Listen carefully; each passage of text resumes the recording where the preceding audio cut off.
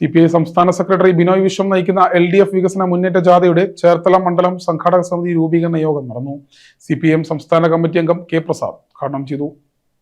CPI സംസ്ഥാന secretary Binoy Viswam നയിക്കുന്ന LDF വികസന മുന്നേറ്റ ജാഥയുടെ ചേർത്തല മണ്ഡല സംഘാടക സമിതി രൂപീകരണ യോഗം CPIM സംസ്ഥാന കമ്മിറ്റി അംഗം K പ്രസാദ് ഉദ്ഘാടനം ചെയ്തു.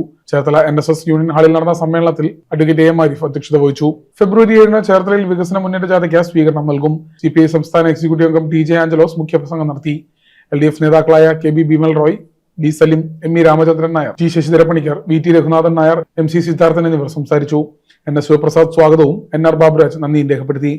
P Prasad, R Nasar, TJ Angelos, K Prasad, VT Joseph, VG Mohanan എന്നിവരെ രക്ഷാധികാരികളായും അഡ്വക്കേറ്റ് AM ആരിഫിനെ ചെയർമാനായും NS ശിവപ്രസാദിനെ ജനറൽ കൺവീനറായും NS ശിവപ്രസാദിനെ ജനറൽ കൺവീനറുമായുള്ള 1001 അംഗ ജനറൽ കമ്മിറ്റിയും 251 അംഗ എക്സിക്യൂട്ടീവ് കമ്മിറ്റിയും രൂപീകരിച്ചു.